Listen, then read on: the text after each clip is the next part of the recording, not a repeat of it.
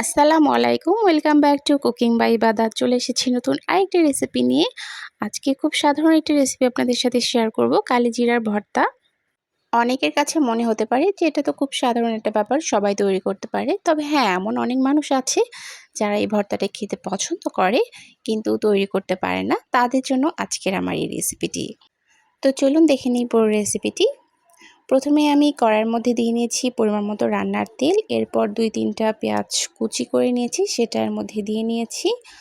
একটা রসুনের খোসাগুলো ছাড়িয়ে শুধু কোয়াগুলো নিয়ে নিয়েছি।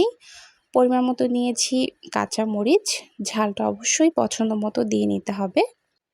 এই সব কিছুকে গোল্ডেন ব্রাউন করে ভেজে নিতে হবে, তবে যাতে একটু সফট থাকে সেভাবে ভেজে নিতে হবে, না হলে দেখা যাবে মুচমুচে হয়ে গেলে ভর্তাটা খেতে ভালো লাগবে না। মরিচ পেঁয়াজগুলো ভেজে নেওয়া হয়ে গেছে। এখানে আমি কালো জিরা নিয়ে নিয়েছি। এখানে 50 গ্রামের মতো কালো জিরা আমি নিয়েছি। এখন একটা শুকনো কড়াইয়ের মধ্যে সবগুলো কালো জিরা দিয়ে নিলাম। কালো জিরা ভাজা হয়েছে কিনা সেটা কিন্তু বোঝা যায় না, অনেক সময় দেখা যায় বুঝতে না পারার কারণে পুড়ে যায়। এই কারণে চুলার আঁচটা একেবারে লোতে রেখে কালো জিরাগুলো ভেজে নিতে হবে। যখন দেখবেন না ভাজা হয়ে যাচ্ছে, একটা স্মেল আসে। আবার ভাজার সময় দেখা যায় 2-1টা কিন্তু ফুটতে শুরু করে। তো এর পর্যায়ে দেখবেন আস্তে আস্তে ভাজা হয়ে যাবে। মোটামুটি 3-4 মিনিটের মতো ভাজলে কিন্তু কালো জিরাটা ভেজে নেওয়া হয়ে যায়। কালো জিরাগুলো ভেজে নেওয়া হয়ে গেছে। আমি এখন একটা পাটার মধ্যে দিয়ে নিচ্ছি। আপনারা যদি চান তাহলে কিন্তু ব্লেন্ডারে দিয়েও গুঁড়ো করে নিতে পারেন, তবে আমি ভর্তা সবসময় পাটার মধ্যে বেটেই করি, তাই আমি পাটার মধ্যে দিয়ে গুঁড়ো করে নিয়ে নিচ্ছি। পাটার মধ্যে গুঁড়ো করতে একটু সময় বেশি লাগে, আর ব্লেন্ডারে খুব সহজেই হয়ে যায়। তো আপনাদের যেটা সুবিধা হয় আপনারা সেটাতেই করে নিতে পারবেন।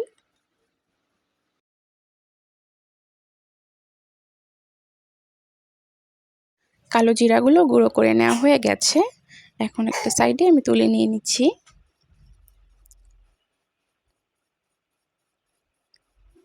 ঠিক এরকম করে গুঁড়ো করে নিয়ে নিতে হবে।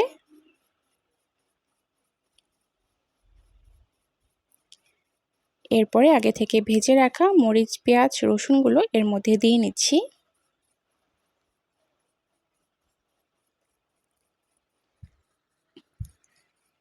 সবগুলো দিয়ে নেওয়া হয়ে গেছে। এখন এগুলো আগে বেটে নিব।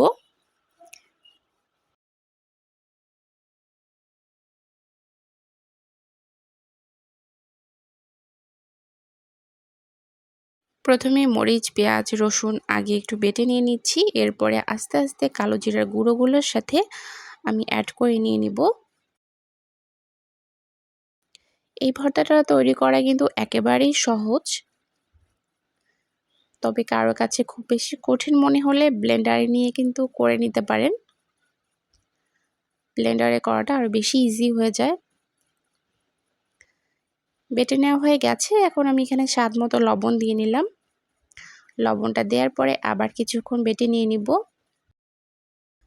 আমার পুরো ভর্তাটা বেটে নেওয়া হয়ে গেছে। এখন আমি তুলে নিয়ে নিচ্ছি। এরপরে হাত দিয়ে একটু মেখে নিব।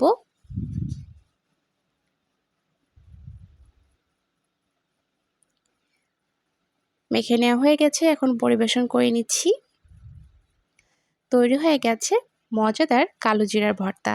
এই কালো জিরা কিন্তু শরীরের জন্য অনেক উপকারী, তাই এইভাবেই মাঝে মধ্যেই ভর্তা বানিয়ে খেয়ে নেবেন। আর অবশ্যই গরম গরম ভাতের সাথে খাবেন, দেখবেন স্বাদটা অসাধারণ লাগে। আর যারা খেতে পারেন না তারাও একটু একটু করে খেয়ে হলেও অভ্যেস করবেন, দেখবেন এক টাইমে এই ভর্তাটা আপনাদের কাছে অনেক প্রিয় হয়ে যাবে।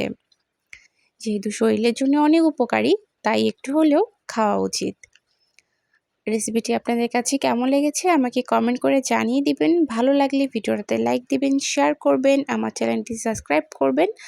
আজকের মতো এখানেই বিদায় নিচ্ছি। খোদা হাফেজ।